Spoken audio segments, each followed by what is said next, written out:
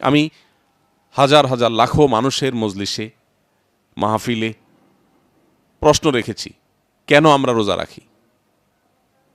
দেখা গেছে যে শতকরা একজন মানুষ উত্তর দিতে পারেন না কেন রোজা রাখেন। রোজা কিন্তু রাখছেন 20-30 বছর ধরে, কিন্তু তিনি জানেন না তিনি রোজা কেন রাখছেন।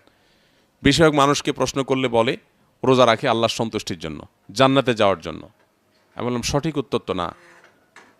এটা রোজার ফাইনাল উদ্দেশ্য হতে পারে, প্রাইমারি টার্গেট এটা না, প্রাথমিক লক্ষ্য এটা না। প্রত্যেকটা কাজের একটা প্রাথমিক লক্ষ্য থাকে আর একটা চূড়ান্ত লক্ষ্য থাকে।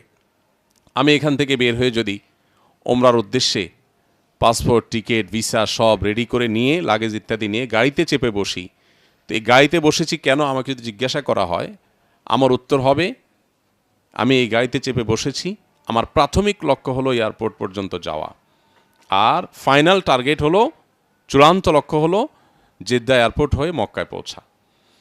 এখন কেউ যদি প্রাথমিক লক্ষ্য পূরণ করতে না পারে, টাইম মতো এয়ারপোর্টে গিয়ে ফ্লাইট ধরতে না পারে, তাহলে সে ফাইনাল টার্গেটে কিভাবে যাবে? সিয়াম আমাদেরকে প্রাথমিক একটা লক্ষ্য দিয়েছে। আল্লাহ তাআলা সিয়ামের প্রাথমিক লক্ষ্য বলেছেন লাআল্লাকুম তাত্তাকুন। তোমার সিয়াম তোমাকে মুত্তাকি বানাচ্ছে কিনা।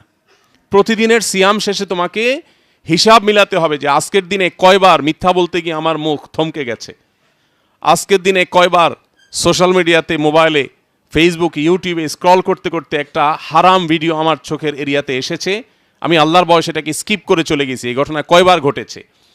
আজকের দিনে কয়বার সহকর্মীর সাথে, কারোর সাথে মেজাজ হারানোর মতো ইস্যু তৈরি হয়েছে, কিন্তু নবীজি বলেছেন রোজাদার যেন বলে দেয় ইন্নী সাইম, আমি রোজা আছি ভাই, তোমার কথার গরম উত্তর আমি দিতে পারলাম না। এটা সে কয়বার বলতে পেরেছে? সারা মাস ব্যাপী যদি এরকম কসরত করে, তাহলে সেখান থেকে তার ভালো কাজের অভ্যাস, মন্দ কাজ থেকে নিজেকে বেঁচে থাকার অভ্যাস গড়ে উঠবে। এই লক্ষ্যটা, তাকওয়া অর্জনের লক্ষ্যটা যদি সিয়ামের দ্বারা হাসিল হয়, তাহলে সিয়ামের আসল উদ্দেশ্য যে আল্লাহর হাতে পুরস্কার গ্রহণ, জান্নাতে রাইয়ান নামক গেট দিয়ে প্রবেশ, আরও যত পুরস্কারের কথা কোরআন এবং হাদিসে রয়েছে, সেগুলো সেই অর্জন করবে যার সিয়াম তাকে মুত্তাকি বানায়। আর যার সিয়াম তাকে মুত্তাকি বানাবে না, তার সেই সিয়ামের আসল লক্ষ্য আল্লাহকে সন্তুষ্ট করা এবং জান্নাতে পৌঁছা, এটা তার জন্য সুদূর পরাহত হতে পারে। এই জন্য ভাইরা, বারবার করে আমাদের প্রতিদিন আমাদের সিয়ামের লক্ষ্য উদ্দেশ্য সম্পর্কে আমাদের নিজেদেরকে প্রশ্ন রাখা দরকার। আমি কতটা এই উদ্দেশ্যকে বাস্তবায়ন করতে পারছি, কতটা আমি সিয়ামের SMS এর সিয়ামের মেসেজটা আমি বুঝতে পারছি, সিয়ামের বার্তাটা আমি নিতে পারছি। প্রতিদিন বারবার করে এই যোগ বিয়োগ করা দরকার।